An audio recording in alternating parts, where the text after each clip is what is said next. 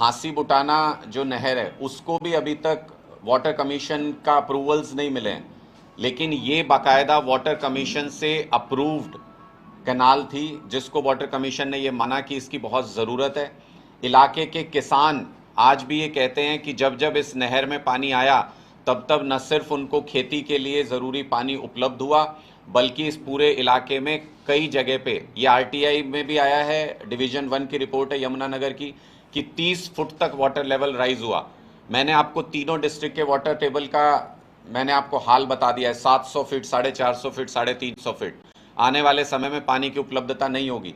ऐसे में जब बाढ़ आती है, जब पानी चढ़ता है यमुना के अंदर, उस पानी को इस्तेमाल करने के लिए ये योजना बनाई गई थी ताकि आसपास के इलाकों में वाटर टेबल राइज हो सके और उस पानी का बाद में इस्तेमाल कर सकें। दिल्ली के अंदर आम आदमी पार्टी की सरकार ने यमुना के किनारे पर बहुत ही सक्सेसफुली ऐसे ही एक प्रोजेक्ट को झील बना करके हमने वहां पर वाटर टेबल राइज किया है काफ़ी। जितना पानी हम ज़मीन से निकालते हैं दिल्ली के अंदर, लास्ट ईयर वाटर कमीशन की रिपोर्ट थी कि उससे ज़्यादा पानी दिल्ली के अंदर वाटर टेबल राइज करने के लिए नीचे ज़मीन में उतारा जा रहा है। ऐसा ही कुछ इस पूरे इलाके में भी हो सकता था। और आज मेरी कई किसान नेताओं से भी बात हुई, उन्होंने कहा कि ये नहर हमारे यहाँ पर लाइफलाइन कही जाती है नॉर्थ हरियाणा की, इसको बंद करने का मतलब कि नॉर्थ हरियाणा के किसानों का गला दबाने की कोशिश हुई है, नॉर्थ हरियाणा के किसानों को तबाह करने की कोशिश हुई है। हम इस कोशिश का पुरजोर विरोध करते हैं। मैं आपकी बात से सहमत हूं कि अगर ये कैनाल काम करती और ऐसे और प्रोजेक्ट्स पे काम किया जाता तो शायद बाढ़ का जिस तरीके से नुकसान झेलना पड़ा पूरे इलाके को, उससे काफ़ी हद तक बचाव हो सकता था और पानी को सही तरीके से चैनलाइज किया जा सकता था।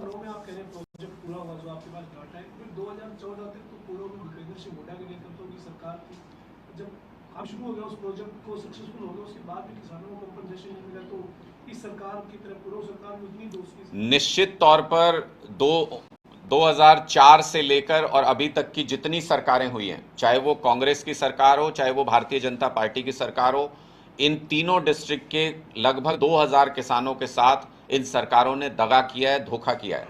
ये देवीलाल जी के वक्त में 1987 के समय में एक वाटर कमीशन के रिकमेंडेशन पे एक विचार था कि इससे किसानों का भला हो सकता है फ्यूचर में। उसको इंसेप्शन तक आने में 2004 तक का समय लगा। 2004 में आपने ज़मीन एक्वायर कर ली, किसानों ने अपनी ज़मीनें दे भी दी और उसका इस्तेमाल भी शुरू हो गया। 2009 में कंस्ट्रक्शन वगैरह सब कंप्लीट होके 11, 12, 13 में पानी चला है इसके अंदर 58 दिन, 60 दिन। उस टाइम पे इससे बहुत फ़ायदा भी हुआ इलाके के लोगों को, लेकिन ना कांग्रेस की सरकार ने किसानों को कॉम्पनसेशन दिया, ना भारतीय जनता पार्टी की सरकार ने आने के बाद किसानों को कॉम्पनसेशन दिया।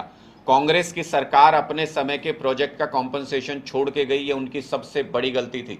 हुड्डा सरकार का ये बहुत बड़ा फेलियर था।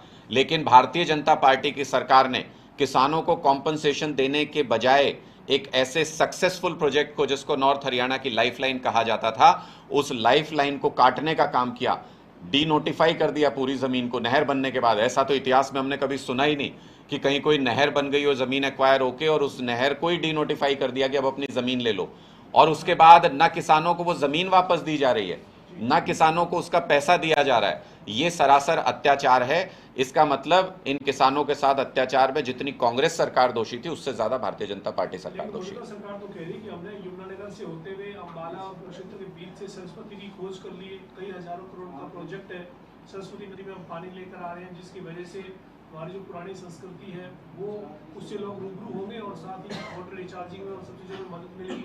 एक नई जो थ्योरी बताई जा रही है, क्योंकि ये नहर जब भारतीय जनता पार्टी की सरकार आई तब बन चुकी थी, तो इसमें भ्रष्टाचार की गुंजाइश हो नहीं सकती क्योंकि बन चुकी थी पहले ही।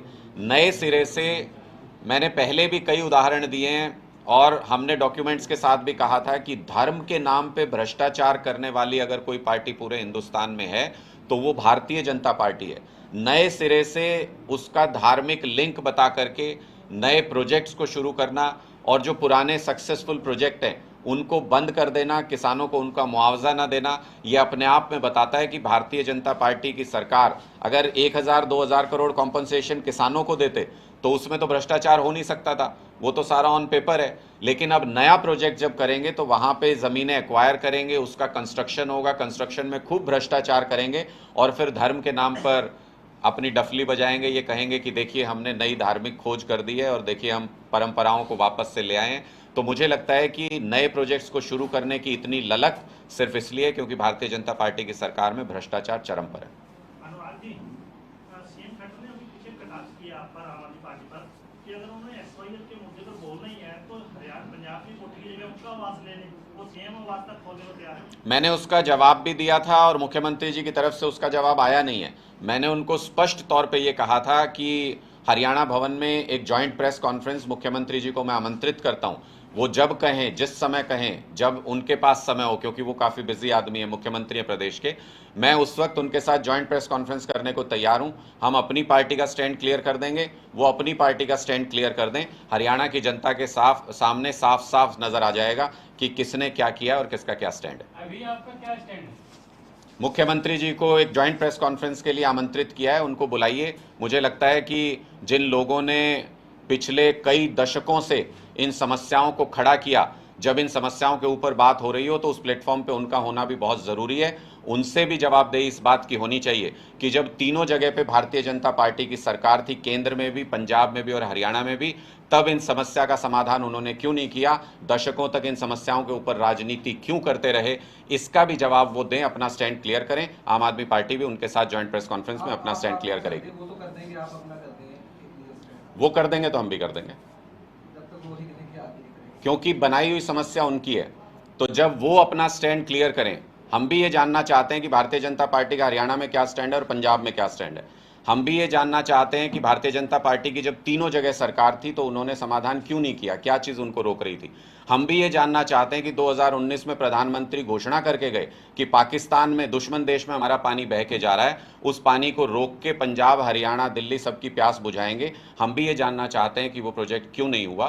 तो पहले भारतीय जनता पार्टी अपना स्टैंड क्लियर करे। हमें कोई हिचक नहीं किसी तरह की, हम कोई बैगेज लेकर नहीं घूम रहे, हमने इन मुद्दों के ऊपर कभी राजनीति नहीं की, इसलिए हम अपना स्टैंड क्लियर करेंगे। मुख्यमंत्री जी को आमंत्रित करता हूँ कि आएँ जॉइंट प्रेस कॉन्फ्रेंस में। अगर वो इतने दिल के साफ हैं और अगर उन्होंने इस मुद्दों पर राजनीति नहीं की है तो आइए आप भी अपना स्टैंड क्लियर कीजिए, मैं भी अपना स्टैंड क्लियर करता हूँ, हमारी पार्टी भी अपना स्टैंड क्लियर करेगी। पंजाब भाजपा के जो प्रधान है सुनील जाखड़, उन्होंने ये बात बिल्कुल क्लियर की है कि बेशक हरियाणा में उनकी सरकार है पर पंजाब की एक भी बूंद जो है वो हरियाणा को नहीं देने देंगे।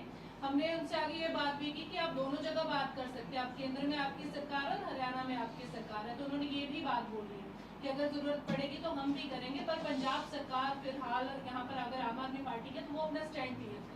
इसी तरह से हरियाणा में आप लोगों का क्या स्टैंड रहेगा, आप भी क्लियर कीजिए। मैंने बताया आपको, हमारा स्टैंड वही है। हम जानना चाहते हैं कि भारतीय जनता पार्टी, कांग्रेस, इन पार्टियों को बहुत मौका मिला, दशकों तक मौका मिला, और दोनों पार्टियों को ऐसा मौका मिला जब तीनों जगह उनकी सरकार थी। समाधान क्यों नहीं किया उन्होंने, इस समस्या को राजनीति करने के लिए क्यों बनाए रखा, ये स्टैंड पहले कांग्रेस और भारतीय जनता पार्टी क्लियर करें। भारतीय जनता पार्टी की पंजाब यूनिट कुछ और बोलती है, हरियाणा यूनिट कुछ और बोलती है। मुख्यमंत्री जी शायद अपने एक ट्वीट में उन्होंने लिखा था, कुछ दोगलेपन की बात लिखी थी, तो हम समझना चाहते हैं कि दोगलापन होता क्या है, भारतीय जनता पार्टी वो कर रही है या नहीं कर रही है। हम ये भी समझना चाहते हैं कि जो प्रधानमंत्री जी 2019 में बोल के गए थे और आज तक उस पर कोई काम नहीं हुआ, तो वो दोगलेपन की श्रेणी में आता है कि नहीं आता है। पहले उनको ये क्लियर करने दीजिए चीज़ें, हम अपना स्टैंड उसके बाद क्लियर करेंगे। एक एक करके आप पूछ लो, आप जितनी देर पूछोगे मैं उतनी देर जवाब दूंगा। कांग्रेस की बात करें, सभी का दोहरा चेहरा देखने को मिल रहा है। पंजाब में कुछ हो रहा है, हरियाणा में कुछ हो रहा है। आम आदमी पार्टी ने पंजाब में तो स्पष्ट कर दिया भैया हम पानी की एक बूंद हरियाणा को नहीं देंगे। हरियाणा यूनिट आम आदमी पार्टी का ये भी अपना स्टैंड कर दे कि भाजपा और कांग्रेस ने दोहरा चेहरा दिखा दिया, क्योंकि आम आदमी पार्टी का क्या स्टैंड। देखिए, लोगों के सामने अब ये स्पष्ट हो गया है कि कांग्रेस को ये मौका मिला जब तीनों जगह उनकी सरकार थी और वो समाधान नहीं कर पाए। भारतीय जनता पार्टी को भी ये मौका मिला कि तीनों जगह उनकी सरकार थी और वो समाधान नहीं कर पाए। इसका मतलब इनसे उम्मीद करना बेकार है, ये इस समस्या का समाधान नहीं कर सकते। हम जब भी सही समय होगा, हमें लगता है कि ये गूढ़ प्रशासनिक मुद्दा है, आपसी बातचीत से, आपसी समझबूझ से प्रधानमंत्री अगर इंटरेस्ट लें तो इस मुद्दे को सुलझाया जा सकता है। अरविंद केजरीवाल जी हरियाणा आए थे तो उन्होंने ये कहा था कि प्रधानमंत्री जी 15 मिनट का समय दें, अगर वो इस समस्या का समाधान नहीं निकाल सकते तो हम उनके साथ बैठ के चर्चा करने को तैयार हैं। लेकिन ये दुर्भाग्य है इस देश का कि प्रधानमंत्री विदेशों में लगातार दौरे कर सकते हैं, लेकिन अपने ही देश के दो प्रदेश किसी एक मुद्दे के ऊपर अगर विवाद है तो उनके बीच में बैठ के सुलझाने के लिए उनके पास एक मिनट भी नहीं है। इस ऐसे अहम मुद्दों पर पर्सनल ओपिनियन नहीं होते हैं, प्रशासनिक ओपिनियन होते हैं। थैंक यू जी। Thank you.